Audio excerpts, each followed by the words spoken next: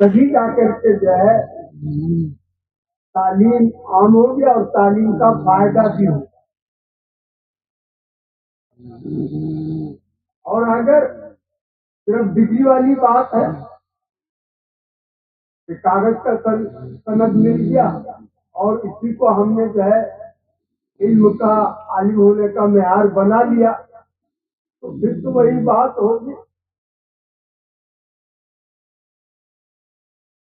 جو حدیث میں آیا ہے کہ آخر زمانہ ایسا ہوگا کہ فرائض کا بھی جاننے والا نہیں ہے. لوگ یہ بھی نہیں جانے گا کہ دور میں کتنا جو ہے رکعت نماز فرض ہے, دن بھر میں کئی وقت نماز پڑھنا چاہیے, یا یہ کہ وراثت کا علم جو ہے بھی اس کو نہیں ہوگا, چاہے کوئی مر جائے تو اس کا کتنا وارث ہوتا ہے, کیسا ہوتا ہے. ہمارے آپ لوگ بہت جلتا سنتے ہیں, آج بھی بہت سنا. عمل کرنے والوں کے لیے ایک جملہ کافی ہو جاتا ہے, اور جس میں عمل کا جذبہ نہیں ہے, صرف سننا ہے, تو ان کو تو جو ہے رات بھر سناتے رہیے, کوئی فرق نہیں پڑتا.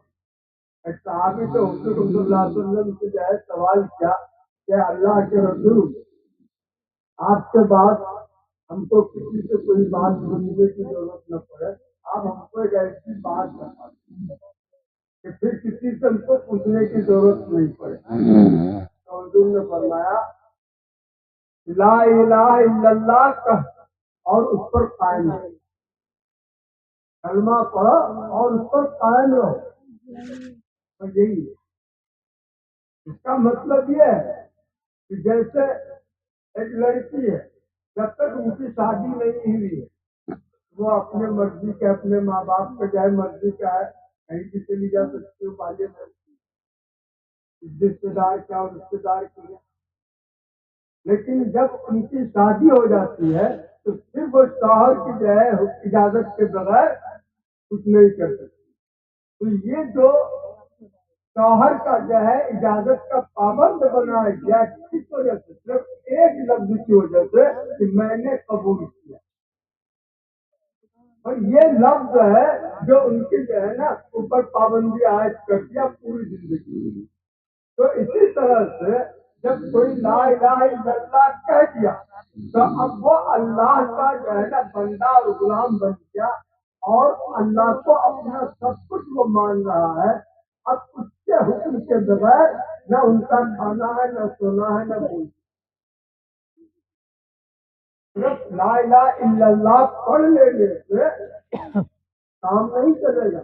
لا الہ الا اللہ پڑھنے کے بعد جو ذمہ داری عائد ہوتی ہے اس کو نبھانا. ہمارے پاس جو قرآن ہے یہ قرآن علم و معرفت کا خزانہ ہے اور دائمی خزانہ ہے. یہ نہیں کہ یہ قرآن نازل ہوا اور 200 سال کے بعد اب یہ جو ہے زمانے کے تقاضے کو پورا کرنے کا جو ہے قابل نہیں رہا, ایسا نہیں ہے. یہ رہتی دنیا تک جو بھی ضرورت پیش آئے گی ان کا حل قرآن میں موجود دائمی خزانہ ہے. اور ہمارا دین کامل ہے اور قیامت تک کے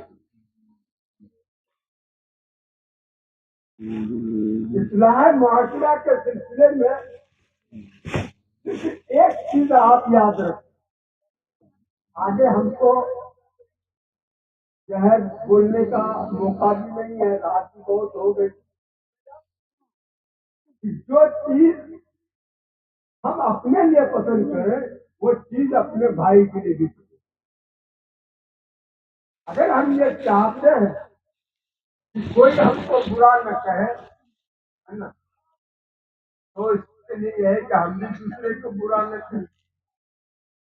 اگر ہم یہ چاہتے ہیں کہ کوئی ہمارے ساتھ دھوکہ نہ کرے تو ہم کو بھی دوسرے کے ساتھ دھوکہ نہیں کرنا چاہیے. اگر ہم چاہتے ہیں کہ ہمارا کوئی جو ہے عیب ہے نا بیان نہ کرے تو ہمیں بھی چاہیے کہ کسی दूसरे का जो है क्या ऐप बयान न करें, क्योंकि जो चीज हम अपने लिए जो है क्या पसंद करते हैं, इंसाफ का तकाजा ये है कि हम उनको दूसरे के लिए भी जो है क्या पसंद, हम चाहते हैं कि हमारी जमीन कोई हड़प न करे, तो हमें भी चाहिए कि दूसरी की जमीन को हड़प न करे। तो अपने आप को जो है क्या इसमें आग पर रखें, जैसा हम चाहते हैं अपने लिए वैसे दूसरों को ये भी चाहिए। और ये इस्लाम जो फैला है अखलाक से फैला है, और हुजूर सल्लल्लाहु अलैहि वसल्लम ने फरमाया कि मैं इसलिए भेजा गया हूँ ताकि अखलाक को कामिल करूँ। ये जो बहुत से लोग कहते हैं कि इस्लाम तलवार से फैला, ये गलत है। मुतअस्सिब किस्म के मुस्तशरिकीन जो उलमा कहलाते हैं, यूरोप के अंग्रेज मुहर्रिखीन, उन्होंने दानिस्ता इस्लाम को बदनाम करने के लिए तरह तरह की जो है गढ़ी हुई कहानियां जो लिखा है कि इस्लाम तलवार से। हकीकत यह है कि इस्लाम जो है वो अखलाक से है, और आज भी इस्लाम अखलाक से जो है फैल रहा है। आप देख लीजिए फलस्तीन की जो लड़ाई हो रही है, फलस्तीनियों को जो कैद करता है इसराइल, उनके साथ कितनी ज्यादतियां हो रही है। औरतों की इज्जत लूटी जा रही है, छोटे छोटे बच्चों को जो है मारा जा रहा है। लेकिन इसराइली लोगों को जो कैद कर रहा है फलस्तीनी, उनके साथ अच्छा शुरू कर रहा है। वो निकलने के बाद कैद से वो जो है फलस्तीनियों की तारीफ कर रहा है, वो उनके ऊपर कुर्बान हो रहा है। तो ये वो अखलाक है कि जिनसे जो है क्या इस्लाम फैला है। आज ये हिंदुस्तान के अंदर तरह तरह के जो है आवाज है, हर दिन उठती रहती है, हर दिन जो है तरह तरह की बातें आती रहती है। तो उनका एक ही जवाब है कि हम अपने आप को अखलाक के साथ आरास्ता हो, अखलाक पर अमल करें, और दूसरों को भी अखलाक के साथ दूसरों के साथ जो है क्या पेश आए। यही इसी वजह है क्या हमारी कामयाबी है। रही बात इलेक्शन आता, हुकूमतें बनती रहती है, बिगड़ती रहती है ना। अल्लाह का जो है फरमान है, वो तिलकल अय्याम नुदाविलुहा बैनन नास, कि ये तो बदलता रहता है, हार जीत होता रहता है। ये अल्लाह का निजाम है, उनके हिकमत के तहत ये बदलता रहता है। इससे जो है क्या मायूस नहीं होना है, इससे मायूस नहीं होना है। हालात आलम के लिए आलमी हालात के बता रहा है कि आइंदा सदी हमारी सदी, आइंदा सदी वो हमारी सदी है, हालात बता रहा है।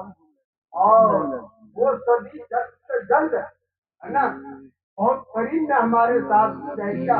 वो कामयाबी इस पर मौकूफ है कि हमारा अमाल कितना अच्छा है, हमारे अंदर इत्तेहाद कितना होगा। इत्तेहाद का एक ही मेयार है हमारे यहाँ,